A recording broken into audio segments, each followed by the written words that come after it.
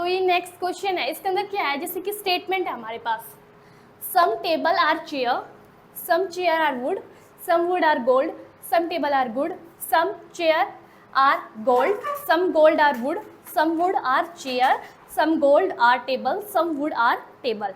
तो इसके लिए हम पहले इसका कोड लिखेंगे। सम के लिए हमने क्या पढ़ा था, 50-50, एंड इन सभी में सम ही है तो सम के लिए आएगा 50-50 एंड 50-50। अब हम फर्स्ट कंक्लूजन को चेक करेंगे, क्या है, सम टेबल आर वुड, कि कुछ जो टेबल है ना वो क्या है, लकड़ी है।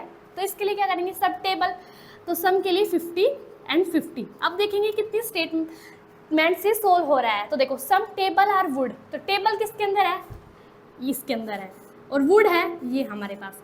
कॉमन क्या है इन दोनों के अंदर, चेयर। अब देखेंगे हम, जैसे कि फर्स्ट स्टेटमेंट है कि कुछ टेबल है ना वो क्या है, लकड़ियाँ हैं।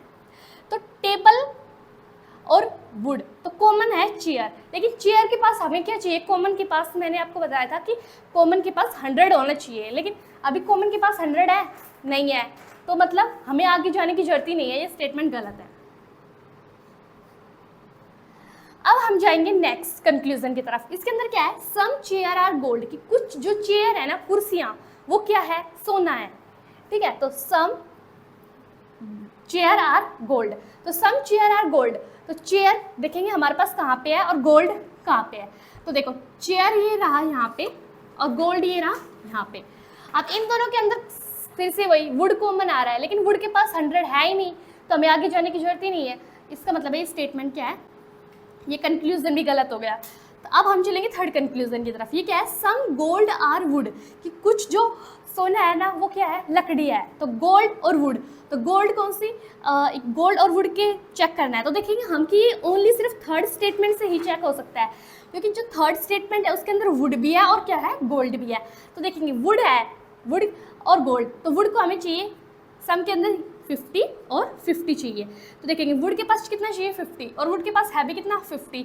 गोल्ड को चाहिए 50 और गोल्ड के पास भी 50 है, तो इसका मतलब है कि ये स्टेटमेंट हमारे पास, ये कंक्लूजन सही है।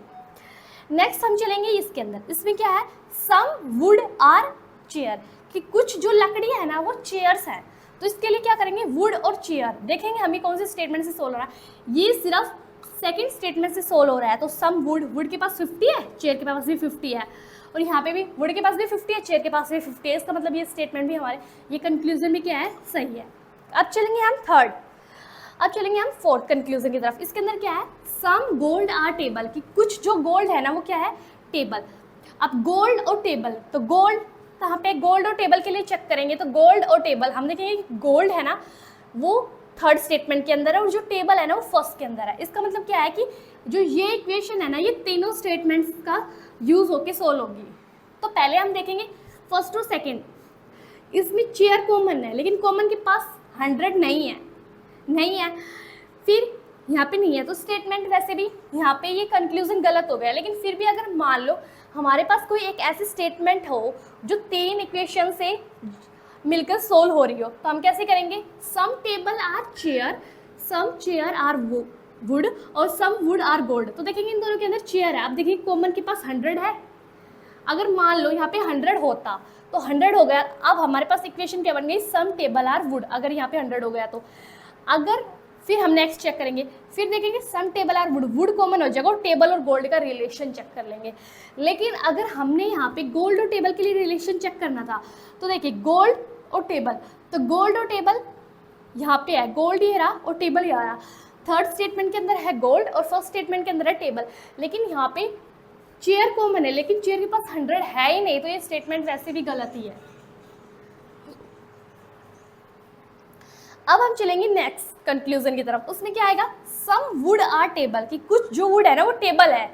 इसके अंदर क्या आएगा, वुड और टेबल के बीच में, देखो वुड ये रहा और हमारे पास टेबल, तो टेबल ये रहा हमारे पास, तो वुड और टेबल के बीच में रिलेशन चेक करा है। वुड हमारे पास ये और टेबल ये, कॉमन क्या है, चेयर, चेयर के पास 100 है नहीं, तो हमारे पास जो ये स्टेटमेंट है ना ये भी क्या होगा हमारे पास गलत, ये कंक्लूजन भी गलत होगा। तो हमारा जो क्वेश्चन था इसके अंदर हमारे पास सिर्फ ये 2 स्टेटमेंट है ना यही सही, सिर्फ ये 2 कंक्लूजन ही सही है, बाकी सारे कंक्लूजन रॉन्ग है।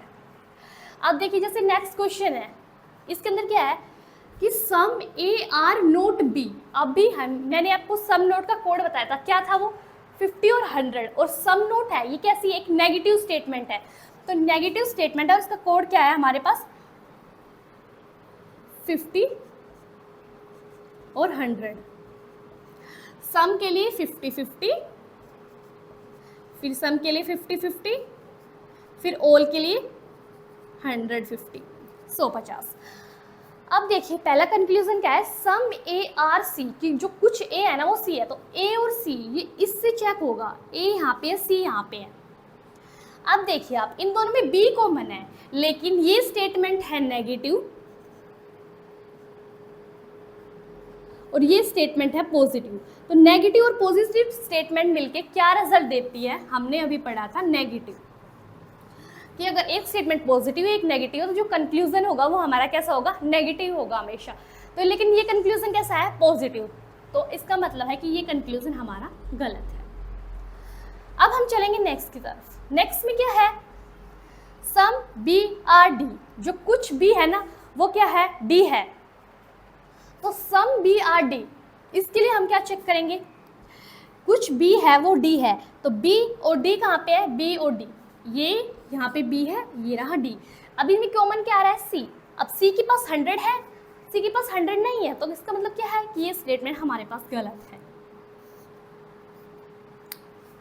नेक्स्ट है सम सी आर ई, कुछ सी है वो ई है, तो सी और ई, तो सी और ई कहाँ पे है, सी यहाँ पे है, ई यहाँ पे है, कॉमन है डी, डी के पास 100 है। अब हमारे पास सी को चाहिए सम यानी 50 और ई को भी 50 चाहिए, तो सी है वो 50 दे सकता है, दे सकता है, और जो हमारे पास ई है वो 50 दे सकता है, दे सकता है, तो इसका मतलब है कि जो ये हमारा कंक्लूजन है ये सही है एकदम। नेक्स्ट में चलेंगे सम ई आर सी, की कुछ ई है वो सी है, तो ई और सी, तो ई और सी, इसके लिए हम क्या देखेंगे कि कुछ ई है ना वो सी है, तो ई और सी हमारे पास, ये वाली स्टेटमेंट ई हमारे पास यहाँ है और सी, सम ई आर सी, तो हम इन दोनों का स्टेटमेंट का ही यूज़ करेंगे, ये ई है ये सी है, कॉमन क्या आ रहा है हमारे पास, डी। अब देखेंगे कि डी है, डी के पास 100 है, अब ई को कितना चाहिए 50 और सी को भी कितना चाहिए 50। अब ई के पास 50 है और सी के पास भी 50 है, तो इसका मतलब ये स्टेटमेंट हमारे पास क्या हो गया, सी के पास ई के पास क्या है 50 है और ई के पास भी 50 है, तो इसके पास भी 50 है, तो इसका मतलब ये क्या होगा, ये हमारे स्टेटमेंट भी सही हो जाएगा, क्योंकि ई को हमारे 50 चाहिए था उसको भी 50 मिल गया, और सी को भी 50 चाहिए था उसको भी 50 मिल गया, और कॉमन क्या था हमारे पास इस केस में 100 था, और वो हमारे देख लिया, ठीक है। तो सम ई आर बी, कुछ ई है वो बी है, तो देखो ई और बी चाहिए हमें, तो देखेंगे ई और बी, तो ये बेसिकली इन तीनों स्टेटमेंट से सोल्व होगा, ये बी है और ये ई है, तो देखो पहले ई से बी में जाने के लिए हम चेक करेंगे इन दोनों को, इनमें डी कॉमन है, अब डी के पास 100 है, ठीक है, तो अब हम चेक करेंगे इन दोनों में कॉमन है सी, सी के पास 100 है, सी के पास 100 नहीं है, इसका मतलब ये क्या है, गलत है। अब चेक करेंगे लास्ट में क्या है कंक्लूजन, सम सी आर बी, कुछ सी है ना वो बी है, तो सी यहाँ पे हो गया, और बी देखेंगे सम सी आर बी, तो हम देख रहे हैं ये सिर्फ सेकंड स्टेटमेंट से ही सोल्व हो जा रहा अकेला, कि सम सी आर बी, सी के पास 50 है, सी को 50 ही चाहिए होते हैं, सम में 50, इसको भी 50 चाहिए होते हैं और इसको भी 50 चाहिए होते हैं। अब सी के पास 50 है तो इसके पास 50, ये 50 दे देगा, अगर बी के पास 50 है तो इसके पास 50 है तो ये 50 दे देगा, तो मतलब क्या होगा, ये वाली स्टेटमेंट हमारी